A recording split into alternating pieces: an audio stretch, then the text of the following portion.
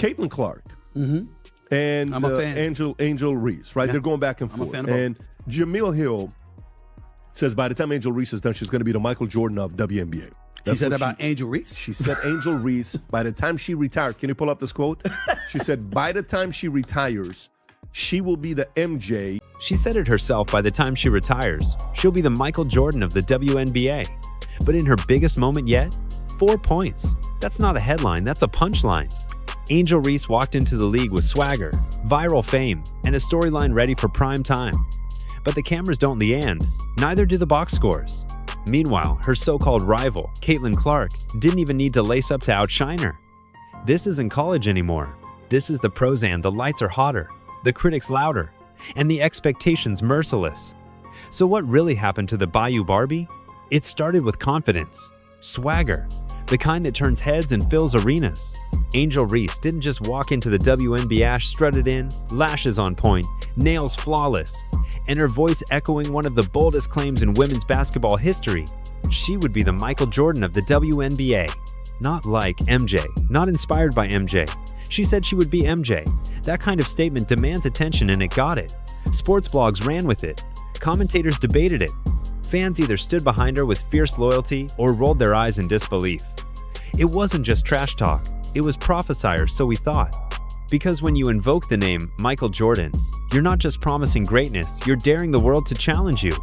MJ wasn't just a scorer, he was the guy who made clutch moments legendary. The man who didn't fold under pressure, he thrived in it. And for Angel, those comparisons became the high wire she had to walk every night. But here's where things took a turn. That powerful quote didn't age like fine wine, it soured fast. Each game became a referendum on her MJ status. Every missed layup, every airball, every quiet night on the stat sheet turned into social media ammo. The fans didn't forget, the media didn't forget, and worst of all, her rivals didn't forget.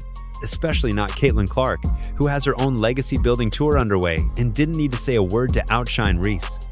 Clark lets her numbers talk. So, when Angel delivered one of the most underwhelming performances of her career, while Caitlin was iced on the bench, the internet pounced. That MJ quote? It went from iconic to ironic in a matter of minutes. But that was just the beginning, because what happened next wasn't just a bad game, it was a public unraveling. First of all, it's not a rivalry. Not when you lose about 35 points. That's true. It's not rivalry. Indiana Fever's on a different level than Chicago Sky. Let's get that out the way. Secondly, as much as we love Angel Reese because she is special, she's not Caitlin Clark as a player. Caitlin Clark is on a different level. The date was circled. The stage was set. Caitlin Clark, the face of the Indiana Fever, was sidelined. The spotlight shifted squarely onto Angel Reese. This was her moment, her chance to dominate without her rival stealing the headlines. And what did she do with it? 4 points. Not 14, not even 10, 4. Let that sink in.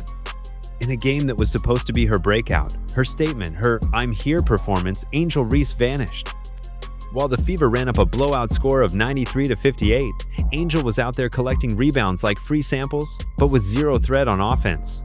Clark sat iced on the bench like a queen watching her kingdom handle itself, while Angel played like a rookie caught in headlights.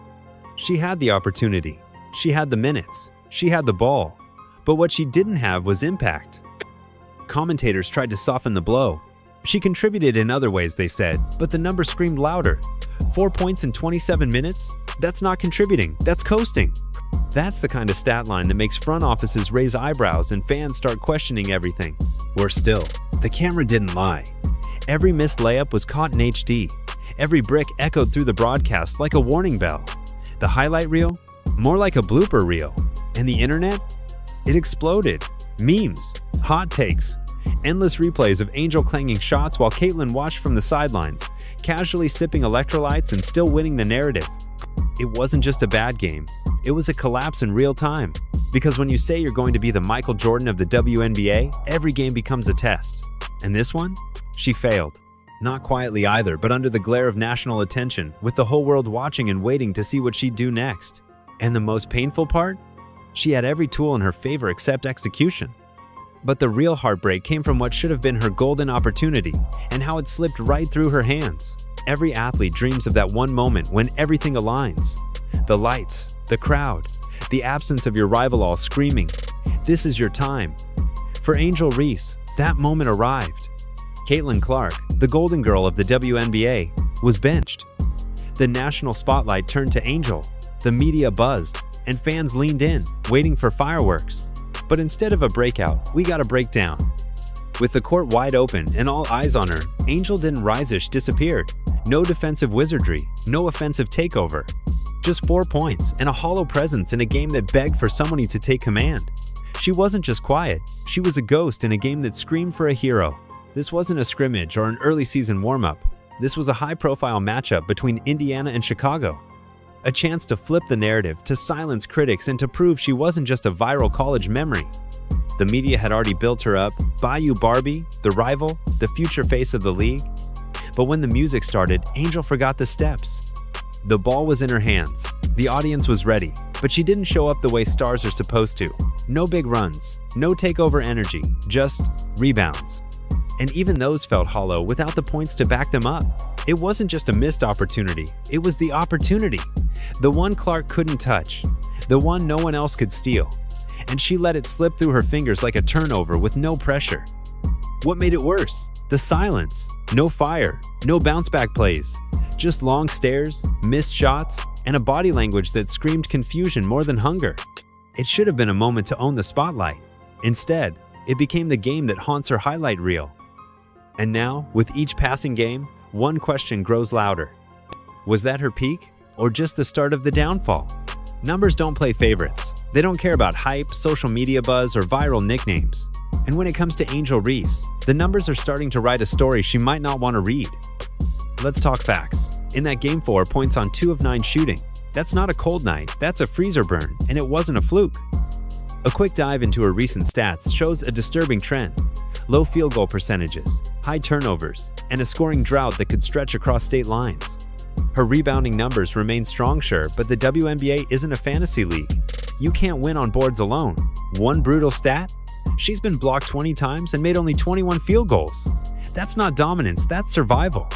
She's putting up efficiency rates that make coaches wince, and teammates quietly wonder how long the leash will last. Then there's the proximity issue shots within 5 feet. That's the bread and butter zone for bigs like her. And yet, she's hitting under 35% from close range. From 5 feet, that's like a chef burning toast in their own kitchen. Meanwhile, Caitlin Clark, whether injured or noticed, still managing to drop dimes, hit threes, and lead her team in spirit and stats. Angel, in contrast, is gathering rebounds and looking confused when the rim doesn't cooperate. Even fans are noticing. The reaction when Angel touches the ball has shifted from excitement to hesitation. It's no longer watch her go, it's here we go again. And on social media, people aren't pulling up her game clips to celebrate. They're cutting together lowlights and captioning them with crying emojis and what happened? Threads. Angel's stat line isn't just underwhelming, it's become symbolic of missed potential, of stalled growth, of someone who might have believed the hype more than she believed in the grind. Because eventually, even your supporters start looking at the numbers and asking the hardest question of all.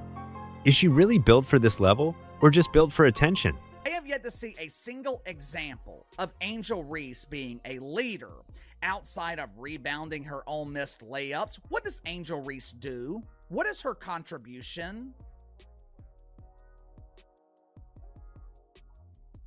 You tell me, because I'm not seeing it. I know I'm harsh on Angel Reese, but she considers herself a star. If you're going to call yourself a star, I expect you to perform like a star, especially in big moments.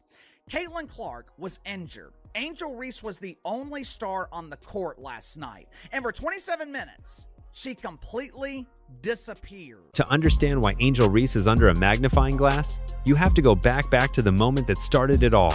The rivalry, the Final Four, the taunt scene round the world. When Angel Reese stepped into Caitlin Clark's face and delivered the "you can't see me" gesture, the internet erupted. It wasn't just payback, it was personal, it was bold, it was viral. That moment stamped her as the rival to Caitlin Clark. Overnight, she became a headline, a brand, and a movement all rolled into one. But with that moment came expectation. Angel didn't just beat Clark, she dethroned her. And people remembered. Every media outlet replayed that taunt. Every interview leaned into it. Every fan picked a side. That was the origin story of their rivalry. But it also became a trap. Because ever since that night, everything Angel did was compared to Caitlin. Every point, every miss, every step. When Clark dropped 30, Angel had to match it. When Clark hit logo threes, Angel had to dominate the paint. But the truth? Their games aren't even the same. And the comparisons quickly turned into pressure that no post player could realistically meet. Then came the backlash. Some fans saw Angel's confidence as arrogance. Others questioned her sportsmanship. Still others, more cynically, suggested she was only famous because she taunted the white girl. Suddenly, the spotlight didn't feel like foment, felt like fire. Angel Reese became more than a player. She became a symbol. A lightning rod in a league desperate for attention, and a young woman trying to find her game while carrying the weight of an entire narrative. It wasn't fair, but it was real. And when her game started to falter, the backlash came quickly. From pundits, from fans, even from former supporters. They didn't forget that taunt. And now, they were using it to judge her every move. Because when you become famous for a rivalry, you'd better make sure you can keep up with your rival. And that's where things got even messier when the brand started to outshine the game. What an outfit Angel Reese was rocking. She put a lot of time, a lot of effort into making sure her ensemble was on point. Are my boots matching my jacket? Are my gloves matching my hat? Angel Reese put in tons of time for this outfit, which begs the question, does Angel Reese put in more time in her outfits for the pre-game catwalk, or does she put in more time to actually get better at the game? Angel Reese didn't just enter the WNBA with skills, she entered with a brand. Bayou Barbie. The nickname alone screamed marketability. Long lashes, colorful nails, bold fits, and a confidence that radiated on and off the court. She became a social media phenomenon before ever logging a pro minute. NIL deals, endorsements, magazine covers, she was everywhere. But here's the catch. In the WNBA, branding doesn't buy buckets. As her performance dipped, her persona started to feel like a costume covering cracks. The camera still caught her strutting into games like a runway model. Outfits coordinated, lashes flawless, nails sharp enough to cut tension. But on the court, she wasn't slicing through defenses, she was stumbling. It didn't take long for fans to notice the disconnect. She puts more effort into her pregame outfits than her free throws, one comment read. And that was one of the kinder ones. Suddenly, the Bayou Barbie wasn't inspiring headliness, he was fueling memes. And the irony? Angel didn't ask for this. She didn't design the machine that turned her into a walking storyline, but she leaned into it. She embraced the spotlight. And once you become the face of the league's marketing your performance, better keep up. Because branding can't defend missed layups. Swag can't substitute for scoring. And at some point, all those off-court wins start to feel like distractions when the scoreboard isn't on your side. The WNBA is a business. Coaches don't play personalities. Teammates don't care about hair flips, they care about wins. And the longer Angel's brand outpaces her box scores, the louder the criticism becomes. She's not just battling. WNBA had a problem, and her name wasn't just Angel Reese. It was everything swirling around her. The drama, the headlines, the missed shots, the mounting tension that went far beyond a box score. Let's start with the elephant in the arena. The allegations of hateful comments directed at Angel after a hard play involving Caitlin Clark. The ball slapped, the rebound grabbed, the moment quick but the fallout loud. The league had to respond, and they did with statements, investigations, public declarations condemning hate and racism. But while the league managed the headlines, the locker rooms told a different story. Inside the Chicago sky, patience was thinning. Angel's on-court struggles weren't just hurting the scoreboard, they were affecting team morale. Teammates grinding for minutes watched her rack up 30 minutes of play with minimal production. Coaches shuffled her between positions like chess pieces, hoping to unlock some hidden potential. It wasn't strategy, it was desperation. Tyler Marsh, the man tasked with turning Reese into a star, looked more like a frustrated teacher grading the same wrong test over and over. Power forward? Didn't work. Small ball center? Still clunky. Pseudo wing? Forget it. Angel wasn't adapting. She was existing, and the team was slipping with her. Behind closed doors, the whispers got louder. Does she get special treatment? Is the front office protecting the brand more than the team? What happens if she keeps flopping? These weren't trolls online. These were real concerns from real professionals trying to win games. And fans felt the tension too. They came to see the spark, the drama, the rivalry. Instead, they watched missed layups and long stares. Angel's reputation became a tightrope stumble away from total collapse. Even worse, every time Caitlin Clark shined, whether in uniform or on the bench, it magnified Angel's struggles. Clark didn't have to play to dominate the conversation. Meanwhile, Angel couldn't play well enough to keep it. And in a league that's constantly fighting for relevance, every player matters. Every storyline counts. So when one of your most marketed stars starts looking like a bust, the league pays attention, and not in the way you want. This was supposed to be the rise of tools, charisma, name recognition, a built-in fan base, even rivals ready to fuel a narrative. But with each quiet stat line, that foundation cracks. The coaches are shifting her role not because she's versatile, but because they're searching for something that works. She's become a puzzle no one can solve. Meanwhile, the younger, hungrier players are coming, fighting for minutes, fighting for contracts, fighting for the spotlight Angel was handed without having to chase. And if she doesn't adapt, if she doesn't evolve fast, those players will pass her by. And the front office? They're already calculating risk versus reward. Angel's brand still has weight. Sure, but for how long? If the next few weeks look like the last few, how much longer can the sky afford to keep her as a centerpiece? It's a cruel irony. The same spotlight that lifted her is now exposing her. Every possession, every miss, every moment of body language gets picked apart. Fans are no longer waiting to be amazed. They're waiting to be disappointed. That's a dangerous shift. Angel still has time. She's young. She's athletic. She has moments of brilliance buried under hesitation. But time in the WNBA is short. And right now, her window is closing with each 4-point night. This isn't just about stats anymore, it's about survival. Because if she can't turn it around soon, she won't be the Michael Jordan of the WNBA. She'll be a cautionary tale. I feel bad for Angel Reese at this point, and it has nothing to do with like how she's handled herself or anything. It's just simply Caitlin Clark is so much better than Angel Reese at basketball that it doesn't feel fair. Yeah, I think Angel Reese is struggling with the fact that Caitlin Clark is better at her best thing than she is. Well, she's better at everything. And she had a triple-double. She's tied for the third most triple-doubles in WNBA history, and she's played 50 games. Angel Reese entered the league with the spotlight already on her, but it's what you do in the light that defines you.